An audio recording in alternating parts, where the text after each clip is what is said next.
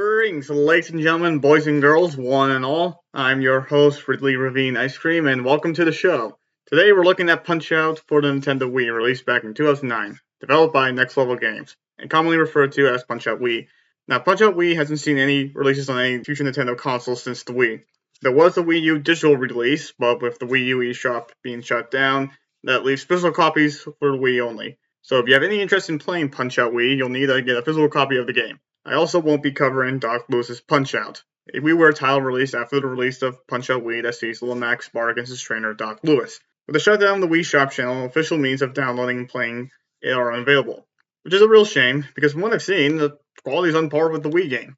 Sure, it only has one opponent with Doc Lewis, but the fight has just as much personality, charm, and depth as one of the fighters from the main game. Doing a great job of demonstrating Doc Lewis and Little Mac's relationship, not just as trainers, but as friends. I really hope at some point Doc Lewis's Punch-Out becomes more easily accessible and is included if Punch-Out Wii gets re-released or remastered. Okay, so the preamble is out of the way. Now, without further ado, let's begin the show properly. Newer players may know of Punch-Out thanks to Little Mac's inclusion in Super Smash Bros., but Punch-Out is actually one of Nintendo's oldest properties. It dates back to their days of making arcade games. In fact, Punch-Out was created to solve a supply problem Nintendo had at the time. After the release of the original Donkey Kong arcade game, Nintendo had an abundance of TVs in their warehouse, and tasked Nintendo Research and Development Team No. 3 to develop a game utilizing the many TVs on hand. Inspiration came from the team's manager, Ganyo Takeda, as it was his idea to make a boxing game and utilize two TV screens. With some help from Nintendo legends Shigeru Miyamoto as the artist and Koji Kondo as the game's composer, Punch-Out was released to arcades to critical and commercial success in 1984. From there, Punch-Out got an arcade sequel in the form of Super Punch-Out, an arm wrestling game spin-off, probably the most famous Punch-Out game on the NES with Mike Tyson as the special guest, and finally a Super Nintendo game called Super Punch-Out. Not to be confused with Super Punch-Out, the arcade game of the same name. But after the Super Nintendo, the Punch-Out series went dormant.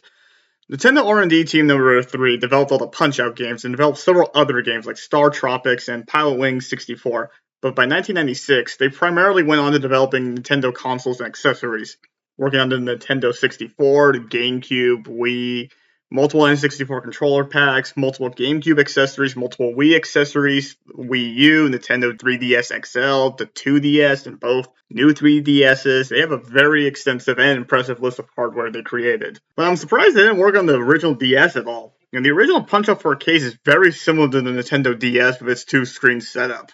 You have one screen that displays information like a menu, the stats, or a map, while the other DS screen is able to house the gameplay free of any clutter. It's a very common setup for DS games. I didn't find anything in my research that suggests this, but I do wonder if the arcade Punch-Out was any sort of inspiration for the DS or how to utilize the two screens. Nintendo is known for hanging on to ideas and reusing them in future games and projects. The Mega Leg boss in Super Mario Galaxy was originally conceived as a final boss for The Legend of Zelda Ocarina of Time. So, I don't know, maybe someone took inspiration from Punch-Out and applied it to the DS, or I could just be talking out my rear and speculating. Regardless, Punch-Out was in hiatus for the foreseeable future, save for the reference in Super Smash Bros. Brawl or another game I'm unaware of. There was the re-releases of the NES and SNES games on the Wii's Virtual Console, but that was about it. Punch-Out's hiatus would change once the Wii was announced. After unveiling the new console to the consumers, Nintendo approached Next Level Games and began conversations about developing a game. And that game ended up being Punch-Out for the Wii. This isn't Next Level Games' first time developing titles for Nintendo. They were the developers behind Mario Strikers for the GameCube in 2005 and Mario Strikers Charged for the Nintendo Wii in 2007. Both are great games from what I hear. Trailers for Punch-Out Wii were released in 2008, with the game being released in spring of 2009. And I was very excited for this game's release. My dad had Punch-Out on his NES, and we've both had a great time playing it and trying to beat it over the years. So when I found out they were making a new Punch-Out game, I was very excited. All the trailers promised gameplay very similar to the NES original, and the return of the NES characters I loved. Around this time too, there was a retro revival of games and elements from the NES too. Nintendo themselves was referencing elements from the original Super Mario Bros. And newer titles. Bowser's airships from Super Mario Bros. 3 were brought back in Super Mario Galaxy, in addition to the Koopa Links making a comeback later in New Super Mario Bros. Wii. Mega Man 9 was a throwback to Mega Man 2 in design, graphics, amongst other things. It was a great time to bring back a franchise like Punch-Out, and it all looked extremely promising. I got the game shortly after release, and, well, that's what you're here to find out, huh? Well, now we've gotten the history, development, and my personal history covered. What do you say we begin the game proper? We play as Lil Mac, an up-and-coming boxer in the World Video Boxing Association, or WVBA if you want to use an acronym. With our trusty trainer Doc Lewis at our side, we fight our way through the ranks, training fisticuffs, dodging uppercuts, ducking hooks, and winning championships. And that's about it for Punch-Out's story. You fight opponents, train, win a championship, and afterwards you defend your championship until it's time to retire. A simple plot, and for a sports game, that's really all it needs to be. And that's not where Punch-Out's storytelling ends. You may play as Lil Mac, but the stars of the show are the opponents. They're expressive, animated, and full of life. Before you even fight Super Macho Man, his intro video perfectly illustrates his showboating, fame and fortune, Hollywood, narcissistic attitude. So when he flexes in the middle of the match and uses surfer lingo, is a natural extension of his character. And that's just the tip of the iceberg. All the characters from your first fight with the France-loving Glass Joe to the insane fury of Bald Bull, the final bout against the formidable champion Mr. Sandman, all have character. Next Level Games also deserves praise for having all the boxers speaking fluently in their native languages of their respective countries, backed with different musical themes representative of the boxer's background. It all helps provide another layer of depth to the fighter's character and personality, even if I have no idea what King Hippo is saying. I think it means he doesn't like me. And I really want to highlight the animations. The animators at Next Level Games did an amazing job animating these boxers. Every last one of them is beautifully expressive. The way each one moves, taunts, punches, gets hit, falls down, wins, or even loses the match. You can watch each fighter prepare for a punch in a different way, the confusion if you block their punches, or the realization that they're about to be hit.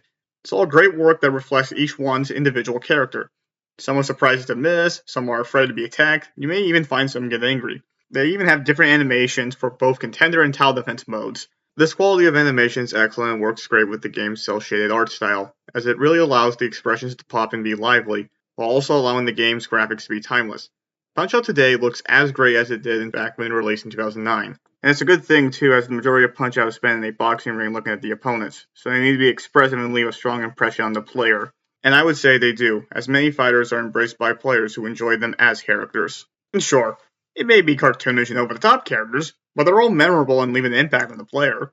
And frankly, I would rather have memorable characters than bland and forgettable ones. It makes them more fun to fight, and this quality of animation also extends to the gameplay, as the animators did a stupendous job utilizing the anticipation rule of animation, as you'll know exactly what kind of punch is being thrown and how to dodge or counterattack in order to keep Lil Mac safe and in the match. Speaking of Lil Mac, I should give praise for the work done on him too. Lil Mac is very much a blank slate player character, similar to player characters like Link and Mario, meant to be a vessel for the player to inhabit and interact with the world. But developers do a good job humanizing Lil Mac with a health bar and by having different beat-up looks for Lil Mac. And again, animation does a good job for Lil Mac too. Seeing him tired after winning a hard match, struggling during training, to showing him being excited to win a match, as the player can empathize with Lil Mac even during gameplay thanks to camera work. Having all the boxers stand tall and look down on Lil Mac to create the underdog feel that makes us want to root for Lil Mac and cheer him on as he fights, making Lil Mac's victories our victories. And I'm glad to play as Lil Mac. Taking on larger opponents is a part of Punch-Out's identity, and Lil Mac is a big component of that identity. And I can't imagine playing Punch-Out with anybody but Lil Mac. This is all supported by great gameplay. Punch-Out's gameplay is rooted in boxing. You punch your opponent, knock them down, the referee will count to 10, if the boxer fails to stand up, they'll be declared a loser, and the one still standing on their feet will be declared the winner. Knocking your opponent down 3 times will result in a TKO. Rounds play out in intervals of 3 minutes. In between rounds, boxers will take breaks, where you can get advice from Doc Lewis, where he can either tell you about the opponent or provide a motivational pep talk. After the 3 rounds complete, the referee will review each boxer's performance and decide on the winner. But that's where the boxing rule ends. Punch-Out's gameplay is more akin to rhythm and puzzle games. Instead of attacking regularly, you'll find yourself waiting for the opponent to throw a punch, dodge the correct way to land your own attacks, and whittle down the opponent's health. To make this easier, each fight has several weaknesses you can find to make knocking down your opponents much easier. Sounds simple, but with a large roster of boxers, each fight will be different. Some boxers have obvious weaknesses, while others have devastating combos.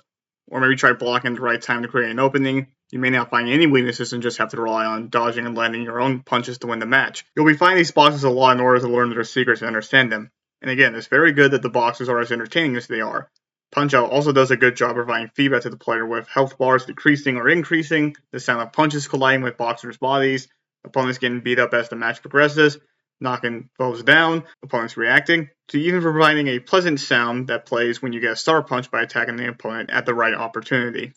which you can do with one of three control types: the Wii Remote, the Wii Remote Nunchuck combination, or the Wii Remote Nunchuck and a bounce fork. You can dodge left to right, duck down, block, throw punches, and if you're in a starter, you can throw a special uppercut called Star Punch. Controls are tight, responsive, with no issues. I felt completely in control and in sync with the game. Of the three controls I listed, I recommend using just the Wii Remote by itself. This is a game that asks of quick reflexes from the player.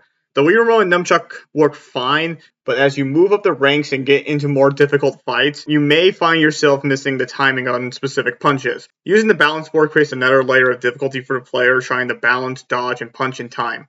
This is why I recommend using the Wii Remote by itself. Using buttons gives you a layer of precision and quickness you can't get with the motion controls, and you'll want that level of precision as you go through the career mode. Punch-Out's Career Mode is the main story mode of the game. Your first run through Career Mode will have you face off against a total of 13 opponents as a contender.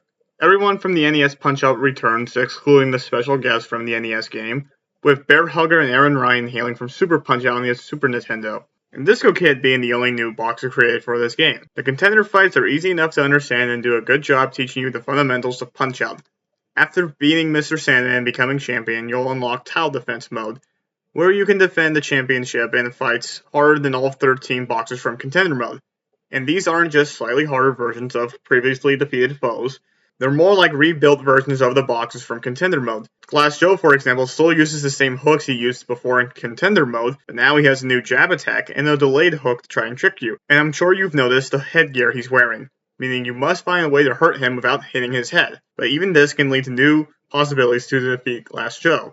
Though some bosses are just harder versions of their previous bouts that just do extra damage, like Don Flamingo, he just got angry and trained harder, so he hits harder and has 2 new moves in his fight. And it's not that interesting to fight because of that. But the best fights in Tile Defense do a good job of feeling like new challenges while expanding on their character. King Hippo was already kind of a goofy fellow, so duct taping a manhole cover to his stomach then doesn't seem that far-fetched for him. But now during this fight, you need to find a way to remove this while also keeping your eyes peeled for when his mouth is open. While Pinston Hondo is an honorable fellow, still his fight is a fast, hard-hitting fight that's clean. Mr. Sandman got a new lightning-fast blink attack to match his intense rage. The crazed Aaron Ryan tied the boxing glove to a rope and now swings it at Lomac during the match. Boy, the WVBA sure got a lot looser with its rules and regulations since Mario left. I mean, they allowed Aaron Ryan to put his hands on the referee. You don't do that in boxing. He's lucky Mario ain't around to discipline him, that's for sure.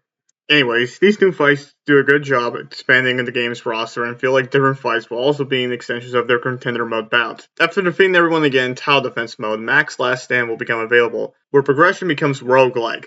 Your goal in Max Last Stand is to win as many fights as possible before losing 3 times, similar to getting that game over in the NES game. Opponents are picked at random, and you can no longer restart a fight if you're performing poorly. Now, what's the game in Max Last Stand? 2 things. Winning 10 matches will unlock Champion Mode for Exhibition, and it's in Last Stand you can encounter the special guest fighter for Punch-Out Wii, and it's none other than the King of Slam himself, Donkey Kong, who comes with his own moveset and complexities to learn about. You can actually spot Donkey Kong in the crowd during fights if you look through the crowd. It's a neat little detail. But be careful, if you don't encounter Donkey Kong in Last Stand or win 10 fights in Last Stand, you won't be able to fight DK in the Exhibition Mode or use Champion Mode. Here's a tip. You can't reset a match in the game by pausing, but you can turn off the console or press the reset button on the Wii if you're losing. I won't judge you. I did it plenty of times back in the day. I didn't want to miss unlocking Donkey Kong or Champion Mode. If Mac retires before unlocking either Donkey Kong or Champion Mode, you will have to delete your profile and work your way through Career and Tile Defense Mode again just to have another chance at unlocking them. That's a weird requirement. Granted, if you've made it this far, you should be able to beat Tile Defense foes again, but if, say, you get 3 boxers you struggled against back-to-back and you don't want to reset if you lose, well then you can get Donkey Kong or Champion Mode. I have no issues with asking players to do multiple steps or complete a challenge to unlock something. Other games like RPGs have multiple steps for secret endings or to unlock a super boss, for example. But to permanently lose content like extra levels or modes, that's just annoying, because now I'm paranoid about losing it forever, and it's going to be gnawing at my mind as I play the game. If Max Last Stand was an endless mode that you could try as many times as you want without getting cut off from it, I wouldn't have any problems with it. It's just the fact that you can permanently lose content that's the issue. After losing 3 times in Max Last Stand, Mac will retire and that will complete Career Mode. As for the fights, I enjoyed almost all the fights in Contender and Tower Defense. I would say the only low points were Great Tiger, So Popinski, and Bald Bull, and all in Tower Defense mode. Great Tiger, that's because it's just one big game of memory, and even though he has an instant knockout, his fight feels a little too gimmicky and too slow to be engaging for me. Like, even if you know what you're doing, dodging correctly, landing all the hits, it just drags. If I could compare him to Bear Hugger Tower Defense, Bear Hugger has a gimmick where you have to land a star punch in order to stun him and hit him more than 2 times. But he has many opportunities to earn star punches, both from counterattacks and taunts, which allows the player to engage directly with the gameplay and control the pace of the match. In contrast to Great Tiger's gimmicks, which requires you to wait and observe his jewel flashing and then reacting to the attack, and then followed by the combo attack. And after you land the first knockdown, he begins teleporting throughout the match, and you can't really counterattack anymore. This forces the player to just dodge his attacks and just slug it out until the end of the match. If Great Tiger had more opportunities to counterattack or earn stars, I think I would have enjoyed his Tower Defense bout much more. As for Bald Bull and So Popinski in Tower Defense, they're just hard. Yeah, I'm sure that's not that surprising. These two are widely regarded as the hardest fight in the game by many players, and I have to agree. When I was recording footage, these two gave me the hardest time. For Bald Bull, you can't just dodge his attacks and knock his health down to 0 with normal punches. You must knock him down with a star punch, but not just any star punch at any time, a star punch when his health is low. So you'll want to be saving the star punches for when his health is low, pretty much requiring you get hit as low as possible. And finding ways to get stars from Bald Bull can be difficult, so if you do get hit and lose your star, you may find yourself getting very frustrated your first time playing. And even as someone who has played this game a lot, Tower Defense Bald Bull still manages to give me trouble. Sometimes it's the instant knockdown with a strict timing countering his bull rush, the inconsistent way I'm supposed to attack his recoiling head after a combo, those instances where Lone Mac gets tired, unable to attack, and thus miss the chance to earn a star during his taunt, faking me out with his rolling punches. This guy always finds a way to make me slip up and lose my stars. And how about those times when you counter the bull rush, he gets up and you throw the star to knock him down, but you miss the timing, so he's still up and fighting. Or you have those other times when you think you've hurt him enough to knock him down with a star punch, so you throw the star punch, but it's not enough, meaning you just wasted your star. Oh, come on, that wasn't enough. Way to release the bogus game. Bald Bull in Tower Defense asks for a lot of strict timing to get stars. If the timing was less strict, I think this fight would have been better received by players. But as is, you have to learn those strict timings. And at least when you learn how to earn stars from Bald Bull regularly, he is at least manageable. But that's going to be a long while. I clearly remember tearing my hair out and resetting fights against him regularly as I learned the ins and outs of the fight. Once I finally got the strict timing down, I am able to win rather consistently against Bald Bull in Tower Defense. He's difficult, but he has workarounds if you know what you're doing. And between him and So Popinski, he's the lesser of two evils, as I would pick So Popinski for the most difficult fight in the game. And that's because So Popinski has no workarounds. You just have to dodge his attacks and wear him down. Only problem is, he's extremely fast and gets faster as the match progresses and he drinks more of his soda. His gimmick is that he allows longer combos the more you dodge him. In the beginning, you only have 2 punches. You can dodge a hook, and it goes up to 3. Dodge an uppercut, it'll go up to 4, and so on and so forth. Meaning if you're able to dodge enough of his attacks, you can get a 10 plus combo and knock off a huge chunk of his health. However, So Popinski is extremely fast to the point where I feel it's luck if I manage to dodge one of his attacks later in the match. And you must dodge So Popinski's attacks the correct way or you'll still be hit. His hook will still hit you if you dodge to the left, ducking won't protect you from the uppercuts, and his sidestep hooks can still hit you if you dodge the same way So Popinski moves. And if you do get hit, it resets the combo, meaning you're back to only 2 punches and can't hurt him a lot. I also, for the life of me, can't understand the timing to countering his hooks. And getting stars from countering his other attacks in the match also has a strict timing, so it's rather hard to get stars to chip away at his health. I never look forward to fighting So Popinski in Tower Defense. Even knowing how to fight him, he's still a pain. He's easily my least favorite guy in the game to fight against, and I would definitely pick him as the hardest boxer in the game. And look, going up against difficult opponents and learning the ins and outs of the boxers to finally being able to knock them out easily has been a part of Punch-Out's identity since the original arcade game. As the player learns more about the boxers, their skills increase, and it creates a level of intimacy with the opponents and the game itself. But, in my opinion, So Popinski and Bald Bull in Tower Defense crossed the line from challenging but fair into being too hard and unfun to fight against, even with intimate knowledge of their bouts. Now, don't get worried, not every fight is as bad as So Popinski and Bald Bull in Tower Defense. Even the fights after them are not that difficult. Like Super Macho Man only has 2 new attacks in Tower Defense, and they have very easy tells and signs when he's going to throw them, so you just have to dodge a strict way. And Mr. Sandman only has like a lightning blink fast attack. when one of you gets up after being knocked down, and you can know exactly when he's doing it because it has a very blinking sound effect. Donkey Kong actually has very easy knockdowns, so even he's not that challenging. Some boxes are harder than others, but Punch-Out has many different ways of helping players learn about the 27 different fights over in Exhibition Mode. Exhibition Mode allows players to rematch all opponents from Career Mode. Any boxer not yet defeated in Career Mode can be practiced against in a hologram fight, giving players a chance to learn about a boxer and get advice from Doc Lewis before facing off for real in Career Mode. That way you can learn about a boxer's gimmick in a safe environment and maintain that undefeated record of yours.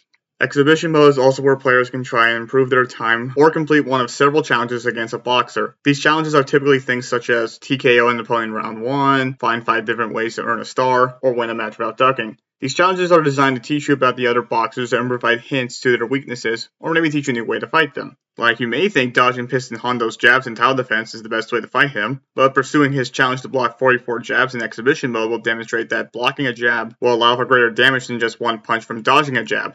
Or trying to land 50 jabs on Glass Joe will teach you that you can knock the headgear off, land jabs, and about the star you can earn by punching him in the chest when his helmet turns gold, and maybe beat him a faster way than just dodging and attacking Glass Joe. That's great. It's satisfying to complete challenges, learn new ways to fight these guys as it increases the game's replayability. Even to this day, I'm still learning new things about these fights. During the playthrough I did for this video, I learned you can block Don Flamenco's jabs in tower defense to earn a star, and now I have another way to earn a star and knock him down if I don't want to use his infinite combo.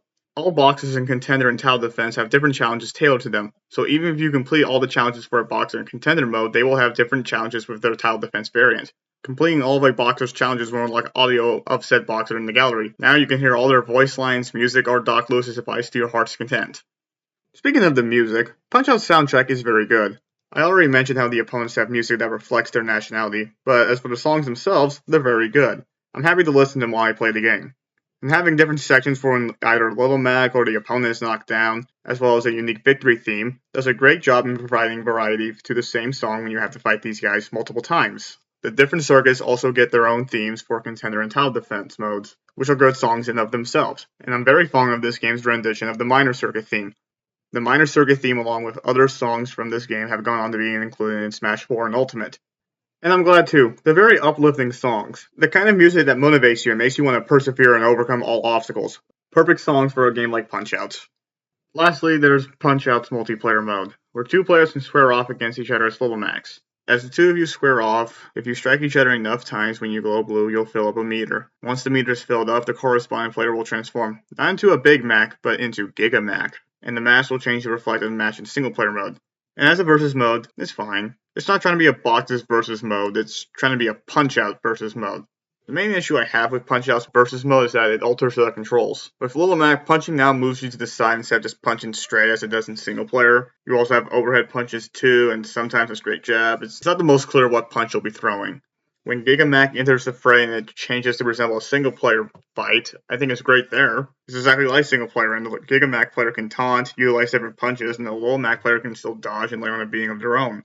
I think if versus mode had a mode that was just the Giga Mac fights all the time, it would be great. As is, I feel wanting more from the versus mode.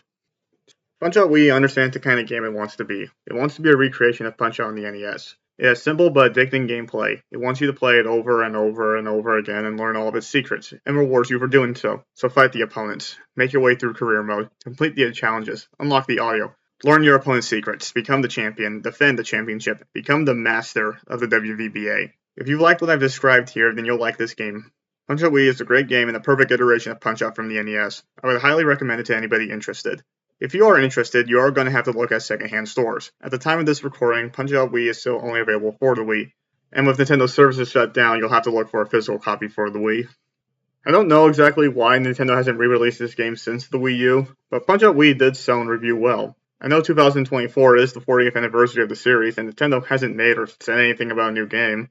Next Level Games is still in good terms with Nintendo, developing Metroid Prime Federation Force, both Luigi's Mansion sequels, and were bought out by Nintendo in 2021, and are still owned by them today. They did express interest in creating another Punch-Out title. I don't think Nintendo has forgotten about this game or the Punch-Out franchise. Little Mac's inclusion in Smash 4 and Smash Ultimate tell me they still care about the series, and a lot of Punch-Out's representation was heavily based on the Wii game. With Little Mac and Doc Lewis's design being based on their Wii iterations, there's trophy and spirit representation for multiple boxers, The little Mac has alternate colors that reference the arcade, SNES, and Wii games. Punch-Out is represented wonderfully in Smash Bros. The Nintendo Switch does have the arcade, NES, and SNES Punch-Out games available to download currently. I think Punch-Out has a future, and I think it's only a matter of time before Nintendo decides to make another Punch-Out game. I don't know when, but whenever Nintendo does decide to make another game, I'll be there. In the meantime, I'm happy to play the old games, and I think anybody can pick up and play any of the Punch-Out games and have a good time. Now, with all that being said, I think we've reached the end of our time here together for today. I want to thank you all for being a wonderful audience, and until we meet again, I shall bid you adieu. Knew exactly when my Tiger Punch was coming. Right, well, it's the jewel, right? What are you talking about? The jewel in your turban? It's your tail. I mean, it flashes right before you punch. My tell. How about you? How about you with your silly questions? Your tell is you're an idiot.